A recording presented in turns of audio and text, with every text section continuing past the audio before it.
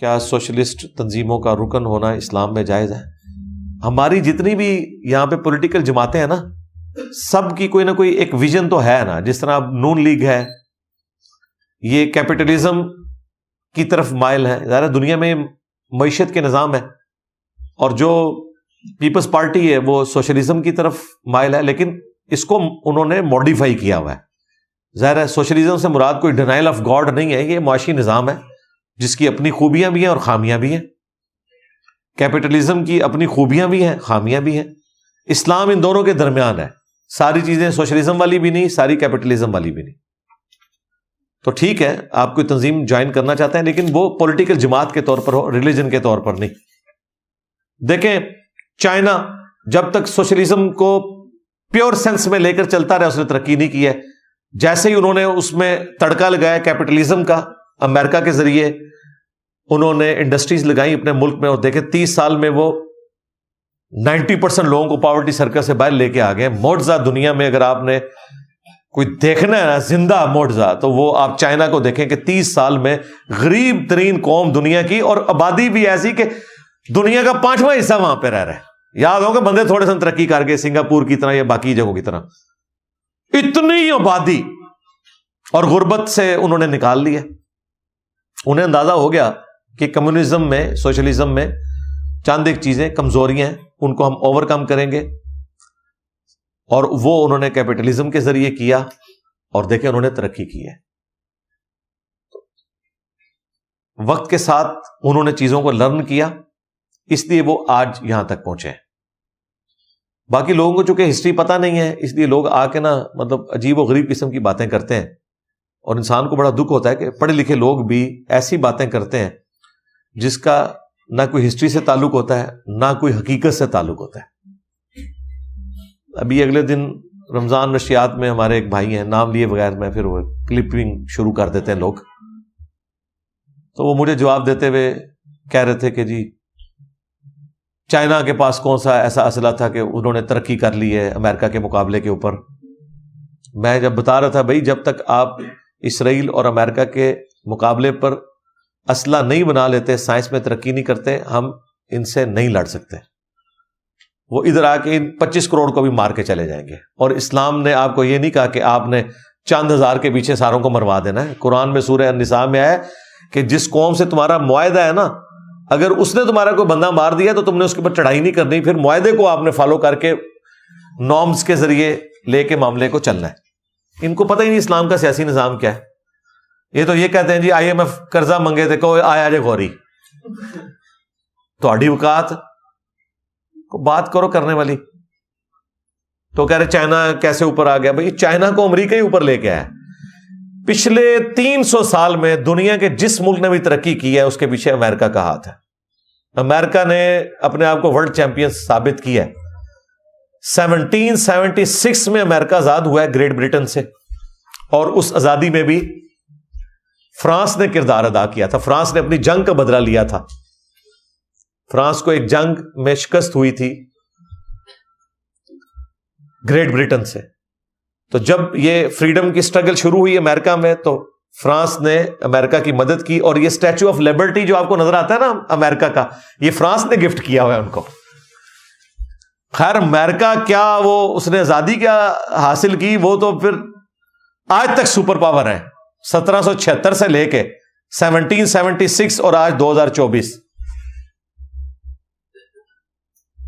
پھر اللہ نے ان کو ریسورسز بھی ایسے دیے ہیں، پھر دنیا سے الگ تھلگ رکھا ہے، وہاں کو پہنچ بھی نہیں سکتا، بالکل دور سمندروں میں.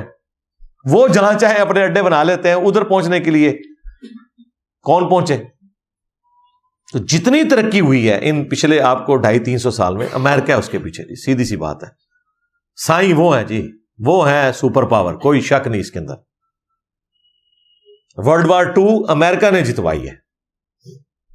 تو ہمارے بھائی وہ کہہ رہے تھے جی چائنا کہاں سے ترقی، اور چائنا بھائی امریکہ کا حامی تھا ورلڈ وار 2 میں. یہ جو 5 بڑے ملک ہیں نا جو ویٹو پاور ہے جن کے پاس، سیکورٹی کونسل کے مستقل ممبران، یہ 5 وہ ہیں جنہوں نے ورلڈ وار 2 جیتی تھی. الائیڈ پاورز ان کو کہا جاتا ہے. 2 ایشین ہیں، چائنا اور رشیا. 2 یورپین ہیں، یو کے اور فرانس اور ایک امریکہ، یہ 5 ہیں. یہ دنیا کی پالیٹکس کے 5 تن پاک ہیں، سمجھ لیں آپ. ایلیٹ جن کے پاس پاور ہے، چاہے ہمیں برا لگے، سیدھی سی بات ہے. لیکن ہم کہتے ہیں نہیں، ہم تو ہیں پاکستانی، ہم تو جیتیں گے. پھر جیت لو، محنت بھی نہیں کریں گے، ہم جیتیں گے کیونکہ ہم تو ہیں پاکستانی، ہم تو جیتیں گے. او بھائی، اللہ تو نہیں یہ کہتا. اللہ تو کہتا ہے لیس للانسان الا ما سعی. انسان کے لیے وہی ہے جس کے لیے وہ کوشش کرتا ہے، دنیا میں بھی آخرت میں بھی.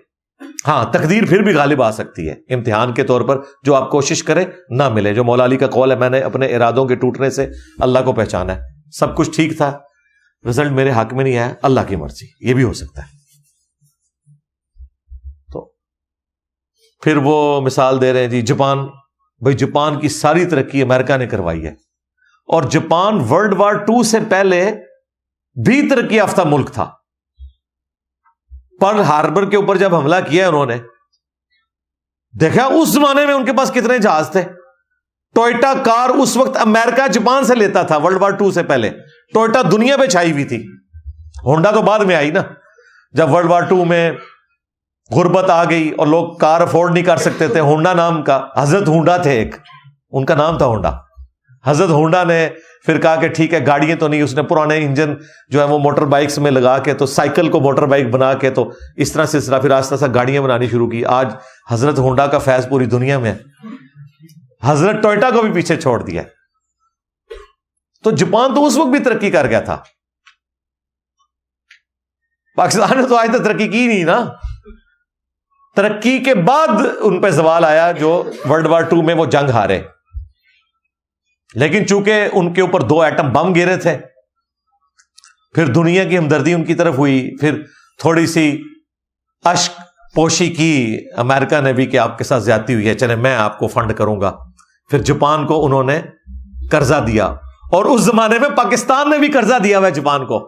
آپ کو پتہ ہے جاپان بالکل ہی رہ گیا تھا نا، تو پاکستان نے قرضہ دیا تھا جاپان کو. آج تک ہم فخری بتاتے ہیں، بس ہمارے پاس یہی ہے جی. ایمریٹس جو ہے وہ پی آئی اے نے لانچ کی تھی، اور پی آئی اے نے ادو کی تھی لانچ. ہوں کتنے جے اور پرانی گلا یاد کر کر کے روو. تو جاپان میں ساری انویسٹمنٹ امریکہ نے کی، کرتے کرتے ترقی کر کے آج امریکہ کو پیچھے چھوڑ گئے ہیں وہ ٹیکنالوجی میں. تو بھائی وہی ہیں غوث وقت امریکہ ہے. ہاں، پالیٹکس کا. جرمنی، اللہ کے بندو، جرمنی تو دنیا میں ماڈرن جتنی بھی انوینشنز ہیں ان کے پیچھے جرمنی ہے. خواہ وہ کیمسٹری کی فیلڈ میں ہو، میکینیکل کی فیلڈ میں ہو، ایٹامک انرجی کی فیلڈ میں ہو، اسپیس کی فیلڈ میں، سب کچھ جرمنی ٹاپ کے اوپر تھا. آئنسٹائن کہاں سے تھا؟ جرمنی سے تھا. امریکہ نے کتنے سائنٹسٹ، امریکہ اور رشیا نے جرمن کے لیے تھے. اس لیے تو ہٹلر نے پوری دنیا کو آگے لگا لیا تھا. ان کی جو فضائیہ اس وقت کدھر پہنچی ہوئی تھی، تو ٹیکنالوجی تھی جرمنی کے پاس. ورلڈ وار 2 میں وہ اپنی غلط پالیسیز کی وجہ سے ہار گئے. تو پھر جرمنی کا جو وزیر اعظم اس وقت بنا تھا، اس نے سب سے پہلے یورپ سے معافی مانگی، امریکہ سے جا کے معافی مانگی کہ یہ کھر دماغ ہمارے پہ مسلط ہوا تھا ہٹلر، اس کے گناہوں کی سزا ہماری عوام کو نہ دے. ہم اکٹھے رہتے ہیں، صلح کر کے آگے چلیں گے، ہمارے ساتھ دوستی کریں. یورپین نے کہا ٹھیک ہے جی، دوستی کریں گے، آپ کو قرضے بھی دیں گے. امریکہ نے آ کے جرمنی میں انڈسٹریز لگائی ہیں. آج دنیا میں 5 ٹاپ کے ملکوں میں جو اکانومی ہے اس میں جرمنی آ گیا. پیچھے کون ہے؟ غوث وقت امریکہ. اسرائیل کے پیچھے کون؟ غوث وقت امریکہ. اور آپ کہتے ہیں کہ جی ایبسولوٹلی ناٹ، اور نہ سو تہاڈی اوقات، ایبسولوٹلی ناٹ.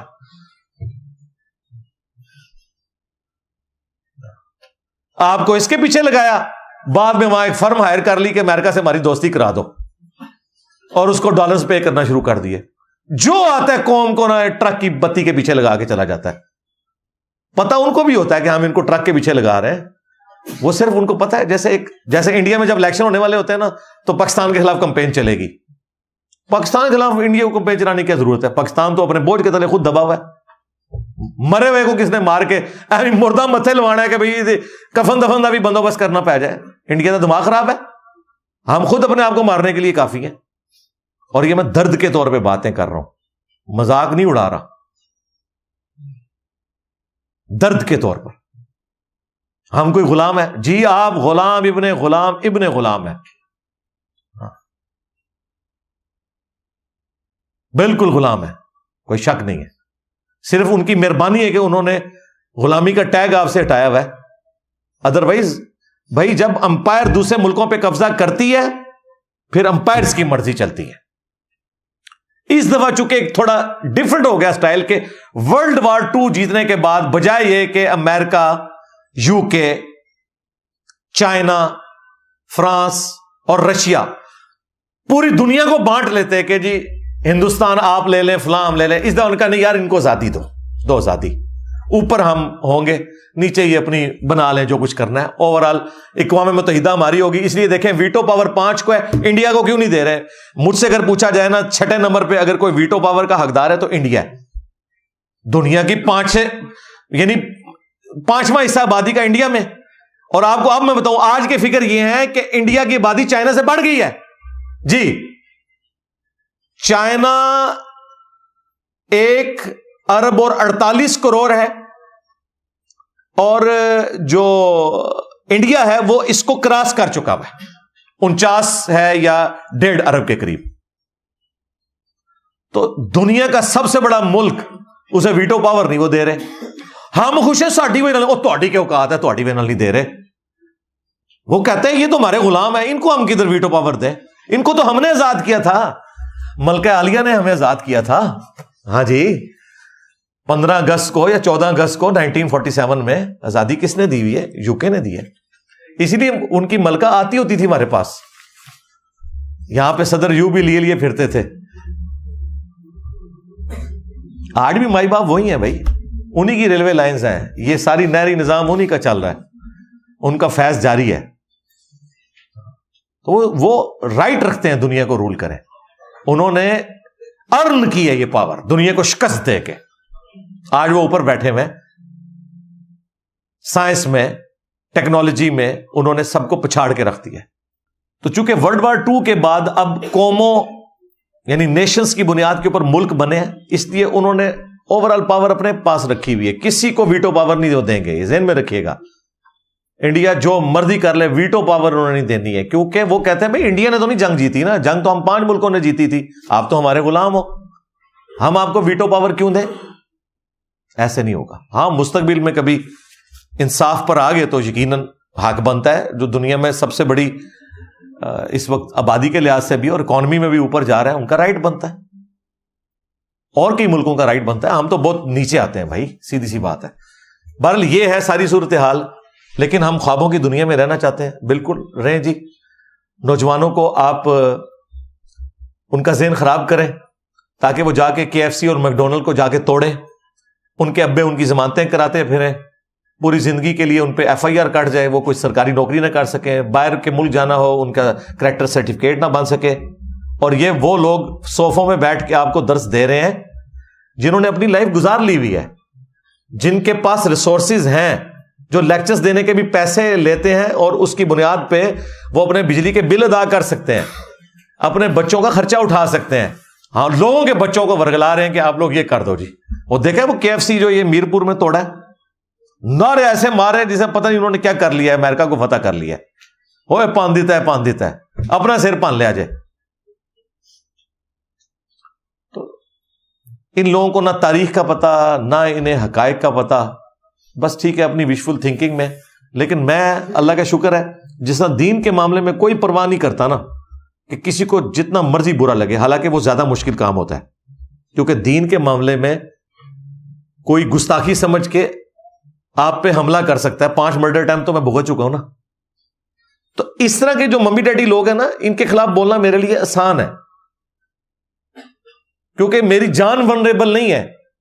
ہاں زیادہ ہوتا ہے کوئی گالی گلوچ کرے, کوئی اپنے آگے کومنٹس جھاڑ دے, کوئی کہہ دے کہ یہود اور نصارہ کے ایجنٹ ہے, اسے کوئی فرق نہیں پڑتا. یا کوئی پولیٹیکل جماعت کوئی ٹرینڈ چلا دے, کوئی فرق نہیں پڑتا. لائف تو ولنریبل نہیں ہوگی. میں نے تو اپنی لائف سٹیک پہ لگائی ہے مولویوں سے پنگا لے کے. تو اس طرح کے لوگ بھی جو مس گائیڈ کر رہے ہیں ہمارے بچوں کو, میں انہیں ریئلٹی بتاؤں گا. کہ ایسا تو نہیں ہوتا بھائی، ایسا نہیں ہوتا. حقائق کی دنیا میں رہے، خوابوں کی دنیا سے باہر نکلے. دور حاضر میں اسلامی نظام کے نفاذ کے لیے ایک عام مسلمان کیا کرے؟ وہی کرے جو انجینئر صاحب کر رہے ہیں. باتیں نہ کرے، کام کرے. باتیں یہ ہیں کہ جی اسرائیل کو ہم نے یہ کر دینا ہے، جاؤ کرو. نہیں، انجینئر صاحب نے روکا ہوا ہے. میں نے کب روکا یار؟ میں نے تو آپ کو آپ کی حقیقت بتائی ہے کہ آپ اتنے جوگے ہو. میں نے یہ نہیں کہا کہ آپ نہ جاؤ. جاؤ، جانا ہے. پیچھے جنازہ پڑھنے والے بھی تو ہونے چاہیے نا. جاؤ، سلطان رائی کی طرح بیلچوں کے اوپر جا کے گولیاں روکو یہودیوں کی. یہ ریالٹی ہے. ریالٹی بتانے کو یہ لوگ سمجھتے ہیں ہمارا مذاق اڑا رہے ہیں. بالکل کوئی مذاق نہیں اڑا رہے، آپ کو حقیقت بتا رہے ہیں. آپ خوابوں کی دنیا میں رہنا چاہتے ہیں تو ضرور رہیں. تو اسلامی نظام ہم ہی قائم کر رہے ہیں. اسلامی نظام کی بنیاد توحید کے اوپر ہے. جب تک توحید درست نہیں ہے آگے چل ہی نہیں سکتے. تو اللہ کے فضل سے ہم اسی پہ کام کر رہے ہیں. جب اہل توحید ہوں گے تو انشاءاللہ تعالی سنت خود بخود اسٹیبلش ہوگی. جو توحید کے ماننے والے نہیں ہیں، ختم نبوت کو ٹرو اسپرٹ میں نہیں ماننے والے، ان کے اوپر کون سا اسلامی نظام ہوگا؟ ایک بندے کی توحید ٹھیک نہیں ہے، چوری کرنے پہ اس کے ہاتھ آپ نے کاٹ دیے. اگر کوئی یہاں اسلامی نظام سے مراد سزائیں کہتے ہیں. اور میں آپ کو بتا دوں، اگر اسلامی سزائیں نافذ ہوئی سب سے پہلے علماء کرام فارغ ہوں گے. ہاں، پھر جھوٹے کو 80 کوڑے لگیں گے تو آپ جمعہ پڑھانے والا کوئی نہیں رہے گا. یہ تو سارا کہانیاں بیان کرتے ہیں جمعے میں. مولوی تھوڑ جان گے اللہ کو ڈرو، اسلامی نظام آ گیا او اللہ. اور اگر فرقے دا اسلامی نظام آیا پھر اللہ تو بندو دوسرے فرقے دی خیر کو نہیں جائے. اسلامی نظام وہ والا آنا چاہیے جہاں پہ اسلامی عقائد اور نظریات لوگ اڈاپٹ کر چکے ہوں. تو انشاءاللہ اسی کے لیے اقامت دین لکھیں، میری ویڈیو تفصیلی کھل جائے گی. ہمارے سارے دوست ہم سے ناراض ہیں. وہ کہتے ہیں کہ آپ کا استاد سارے بابوں کو برا کہتا ہے، کسی کو نہیں چھوڑتا. بالکل غلط کہتے ہیں. یہ دیکھیں ہمارے بابے تو یہ ہیں، امام بخاری، امام مسلم. امام بخاری، امام مسلم کی اپنی اولادوں نے یہ کتابیں نہیں سجائی ہوئی ہیں. میرا تو ان سے کوئی رشتہ بھی نہیں ہے. میں ان کی وفات کے 1200 سال کے بعد ان کی کتابوں کو اپنے ٹیبل پر رکھتا ہوں، ان کے لیے دعائے مغفرت کرتا ہوں. ان کی زندگی میں تو یہ کتاب چند لوگوں تک پہنچی تھی اور میں نے کروڑوں لوگوں تک یہ پہنچائی ہے، لاکھوں تک نہیں. آج امام بخاری، امام مسلم اگر اپنی قبروں سے نکل آئیں تو وہ اپنا روحانی جانشین ان کو ڈکلیئر کریں گے جو کہتے ہیں فتاوی عالمگیری شریف میں لکھا ہوا ہے، رد المختار شریف میں ہے، یا اس کو اپنا روحانی بیٹا کہیں گے جو کہے کہ بخاری شریف میں ہے، مسلم شریف میں ہے، اور بچے بچے کو رٹوا دیا اللہ کے فضل سے. تو ہم بابوں کو مانتے ہیں، ان بابوں کو مانتے ہیں جو کتابوں کو مانتے ہیں. جنہوں نے کتابوں کے ساتھ غداری کی، نبی علیہ السلام کی تعلیمات کے ساتھ غداری کی، وہ بابے ہمارے لیے قابل احترام نہیں ہیں.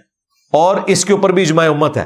کیا دیوبندیوں کے بابے بریلویوں کے نزدیک قابل احترام ہیں؟ تو یہ پرچی اگر میں بریلویوں کو لکھ کے دوں کہ آپ دیوبندیوں کے بابوں کو کیوں نہیں مانتے، تو وہ کیا کہیں گے کہ بھائی انہوں نے گستاخیاں کی ہوئی ہیں، وہ بابے کیسے ہو سکتے ہیں. یہی پرچی میں دیوبندیوں کو لکھ کے دوں، وہ کہیں گے بریلویوں کے بابوں نے شرک کیا ہوا ہے، ہم کیسے بابے. تو بھائی یہ دونوں باتیں میں اکٹھی کر کے جب بیان کر رہا ہوں کہ واقعی انہوں نے شرک کیا ہوا ہے، انہوں نے گستاخیاں کی ہوئی ہیں، میں کہہ رہا ہوں دو ٹھیک کہہ رہے ہو. تو بابوں کے انکاری یہ خود ہے. یہ کہتے ہیں کہ جی آپ ہمارے بابوں کو نہیں مانتے. جی آپ بھی تو دوسروں کے بابوں کو نہیں مانتے. آپ ہمارے بابوں کا کتنا احترام کرتے ہیں جتنا آپ دوسرے کے بابوں کا احترام کرتے ہیں. نہیں اسی تو پڑھ کے رکھ دینا، پھر تسی بھی پڑھنے سے تیار ہو جاؤ. وہی اینک لگائے نا. لوگ ہمیں آگے پوچھ رہے ہیں جی آپ حضرت معاویہ سے کتنی محبت کرتے ہیں. ہم کہتے ہیں ہم حضرت معاویہ سے اتنی محبت کرتے ہیں جتنی مولا علی کرتے تھے. ہائے ہائے کیسا چھکا ہے. لے جاؤ مرے ہوئے ناسبی بھی قبراں تو کٹ لو تو قیامت تک جتنی تہاڈی اولاداں آنیاں نے، قیامت تک تے نہیں آنیاں. امام مہدی دے آندے ساری ناسبیت مک جانی ہے. انہوں نے سیاست معاویہ زندہ باد نہیں کہنا، انہوں نے خلافت راشدہ حق 4 یار کہنا ہے انشاءاللہ. تو دیکھو کیسا جواب دیا ہے میں نے. ہم حضرت معاویہ سے، حضرت عمر بن عاص سے، مغیرہ ابن شعبہ رضی اللہ عنہم اجمعین سے اتنی ہی محبت کرتے ہیں جتنی حضرت علی ان سے کرتے تھے. اور حضرت علی نے ان کے ساتھ کیا کیا ہے وہ آپ کو ہم نے بتایا ہوا ہے، قنوت نازلہ پڑی ہوئی ہے. تو کریں پھر ہم اتنی محبت. ہم نے تو ہاتھ اولا رکھا ہوا ہے، ہم نہیں قنوت نازلہ پڑھ رہے. حضرت علی نے تلوار اٹھائی ہوئی ہے، ہم صرف زبان کھول رہے ہیں. تو جتنی حضرت علی ان سے محبت کرتے تھے نا، ہم نے حضرت علی سے بڑھ کے ان سے محبت کرنی شروع کر دی. اللہ تعالیٰ اس غلطی پہ ہمیں معاف کرے، کیونکہ یہ میں نے جو آپ کو کمپیریزن کرایا اس میں تو میں پھنستا ہوا نظر آ رہا ہوں. باقی آج بھی میں نے ڈسکس کر لیا ہے کہ بابوں کی مٹی پلید کرائی ہے ان لوگوں نے خود. اب مجھے بتائیں، میرے سامنے وہ لوگ ہیں جو چشتی رسول اللہ، شبلی رسول اللہ کا دفاع کر رہے ہیں، میں کیا کروں؟ میں تو محمد رسول اللہ کا ماننے والا ہوں. اب یہ کہہ رہے ہیں کتابیں بدل گئی ہیں. کتابیں تو نہیں بدلی، تم نے مناظرے کیے ہوئے. شبلی بولے اس طرح پڑھ، لا الہ الا اللہ شبلی رسول اللہ. اور ختم نبوت کے ڈاکوؤں، شبلی کو رسول بنانے والوں، لا الہ الا اللہ چشتی رسول اللہ، لا الہ الا اللہ شبلی رسول اللہ. انہوں نے پھر پڑھا لا الہ الا اللہ شبلی رسول اللہ. اب بات یہ، انہوں نے شبلی کو کیا کہا؟ کون ہے؟ کافر ہے. ان کے علماء نے لکھا شبلی نے جتنی باتیں کی حالت سکر اور مستی میں کی، خبردار زینہار ہرگز ایسے صوفیاء کے بارے میں زبان نہ کھولنا. تم بکی جا رہے ہو، تمہارے کافر کہہ رہے ہیں نہ کھولنا، تم بکی جا رہے ہو. خبردار زینہار ہرگز ایسے صوفیاء کے بارے میں زبان نہ کھولنا. تم بکی جا رہے ہو، تمہارے کافر کہہ رہے ہیں نہ کھولنا، تم بکی جا رہے ہو. خواجہ نے کیا فرمایا؟ سنو کہ میں کون ہوں اور کیا ہوں. محمد الرسول اللہ صلی اللہ علیہ وسلم کے دربار کے کمینے غلاموں میں سے ایک ہوں، کمینے غلاموں میں سے ایک ہوں، کمینے غلاموں میں سے ایک ہوں. ان کتابوں کی کمائیاں آج تک تم کھا رہے ہو، آرام کھا رہے ہو. تو یہ میرے ایمان کا تقاضا ہے کہ میں آپ کے بابوں کو غلط کہوں. رہے وہ بابے جو خود ٹھیک تھے، ان کی طرف کو غلط بات منسوب ہو گئی، ان کا ہم دفاع کریں گے. اور وہ ڈیفینیٹلی اگر کوئی بابے ہیں نا تو صحابہ اور اہل بیت ہیں علیہم السلام اجمعین. ان کے بعد وہ تابعین، تبع تابعین جن کی عظمت کے اوپر اتفاق ہے، جہاں پہ دو رائے موجود ہیں ان کی بات نہ کریں. جس طرح امام بخاری، امام مسلم ہے، ان کی عظمت کے اوپر اتفاق ہے، یہ ہمارے بابے ہیں، ہم ان کا دفاع بھی کرتے ہیں. جب آپ ان کی طرف جھوٹ منسوب کرتے ہیں ہم کہتے ہیں نہیں ایسا نہیں ہے. لیکن آپ کے جو بابے ہیں نا، ان سے جو کچھ ملتا ہے 99% گند ہی ملتا ہے. اب 1% اگر کوئی اچھائی نکل آئی ہے اس کی وجہ سے میں ان کے گند کو اپنے اوپر کیوں سوار کر لوں؟ انجینئر صاحب گندی مکھی ہیں، جا کے گند پہ بیٹھتے ہیں. بالکل، یہ گند پھیلایا کس نے؟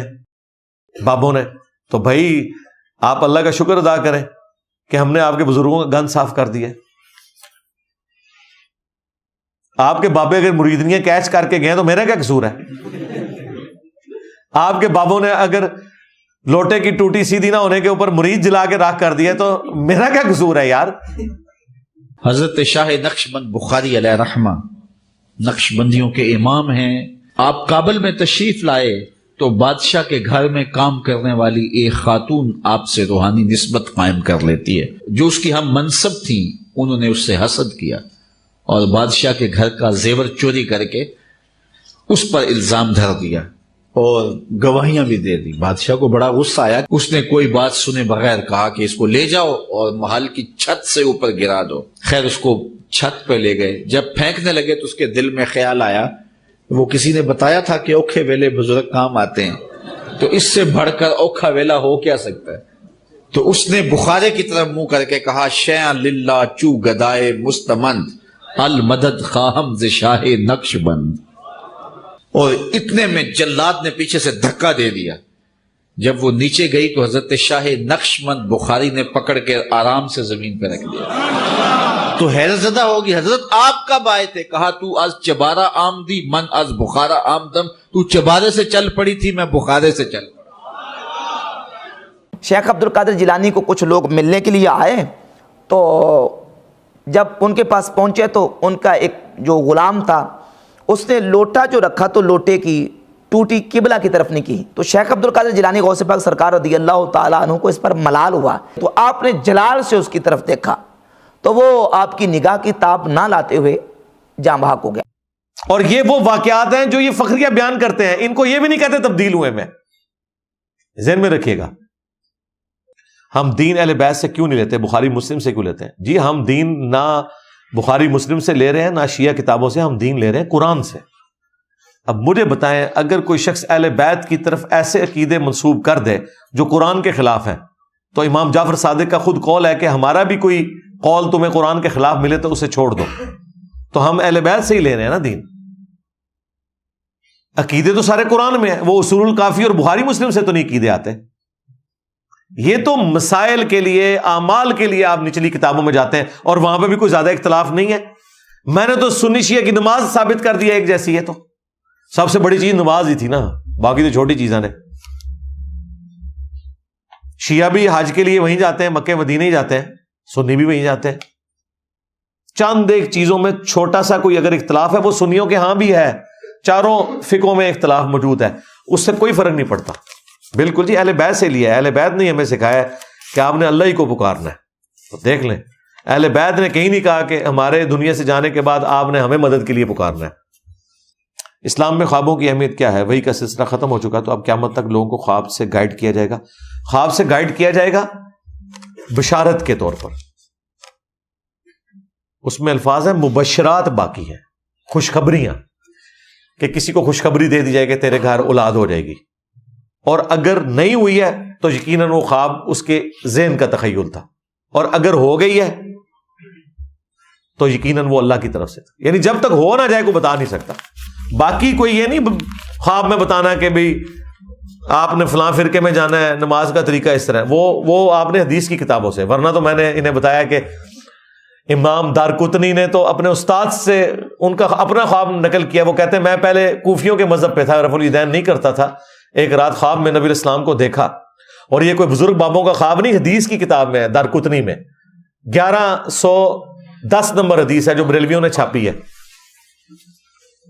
وہ کہتے ہیں میں نے نبی علیہ السلام کو نماز پڑھتے ہوئے دیکھا, آپ رکوع میں جاتے وقت اور اٹھتے وقت رفع الیدین کر رہے ہیں, تو میں نے رفع الیدین شروع کیا. اور حدیث کی سند کی بھی ضرورت نہیں ہے, امام دارقطنی کا استاد ان سے بیان کر رہا ہے. تو یہ تو بابوں کے خواب بیان کرتے ہیں, میں تو محدث کے استاد کا خواب بیان کر رہا ہوں. تو کیا اس پرنٹنگ کے بعد بریلویوں نے رفع الیدین شروع کر دیا؟ کہانیاں بنائی ہوئی ہیں. کیا کرسی پر بیٹھ کر پاؤں ہلانے سے شیطان جھولے لیتا ہے؟ جی حنفیوں کا شیطان لیتا ہوگا. حنفیوں کا شیطان جو ہے وہ اگر آپ مصلی چھوڑ دیں تو اس پہ نماز پڑھنا شروع کر دیتا ہے, اس لیے کہتے ہیں کونا موڑ کے رکھنا ہے. حنفیوں کا شیطان جو ہے مسواک ایک بالی سے زیادہ ہو جائے اس پہ آ کے بیٹھ جاتا ہے. ہاں جی, یہ آپ بات. حنفیوں کا شیطان جو ہے وہ عید والے دن روزہ رکھ لیتا ہے. تو ہو سکتا ہے یہ کام بھی کرتا ہو, یہ شیطان بڑے کام کرتا ہے. توبہ توبہ توبہ. جمعے والے دن جھوٹی روایتیں یہ شیطان بیان کرتا ہے انسانی شکل میں آ کے ممبروں کے اوپر. ہاں نہیں بتاتا آپ کو کہ جی بغلوں میں بت رکھ کے آتے تھے اس لیے رفع الیدین ہوتا ہے. تو یہ کون ہے؟ شیطان ہی ہے نا, جو روایت موجود ہی نہیں کسی حدیث کی کتاب میں, خود سے بنا لی. میں جس مسجد میں نماز پڑھتا ہوں وہ حنفیوں کی مسجد ہے. وہ کہتے ہیں ہمارے پیچھے رفع الیدین کے ساتھ نماز نہ پڑھو, کہیں اور جا کے پڑھو. تو بس ٹھیک ہے, اس کان سے سنیں اسی سے نکال دیں, زبردستی تو نہیں آپ سے کر سکتے. ان کے کہنے سے کیا ہوتا ہے؟ جا کے تھانے میں اپلیکیشن دے دیں یہ مجھے نماز نہیں پڑھنے دے رہے, سمپل, اور کوئی طریقہ ہی نہیں.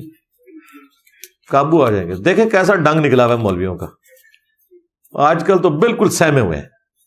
حافظ صاحب کا ڈنڈا بہت تیز ہے جی, سیدھی سی بات ہے. کدھر گئے جو تھوڑے ترنے دینے والے یہ وہ سارا کچھ سب ٹھپے گئے جے, سارا دا عشق دا نشہ لے گیا. اگر انہوں نے شٹ اپ کال دی ہے جب سے یہ واقعہ ہوا نا, یہ جڑا والا جو انہوں نے چرچ جلائے تھے, اس کے بعد سے بالکل ڈنڈا ان کے اوپر ہے. اچھرا واقعہ جو ہوا وہ جتنے وہاں کھڑے تھے نا سارے اندر ہیں. اس وقت اب انہوں نے اپنی اسٹریٹجی یہ رکھی ہوئی ہے کہ اس ٹائم ان کو اپنا تماشا لگانے دیں, بعد میں پھر ایک ایک کو ڈھونڈ کے نا اندر کرو. بالکل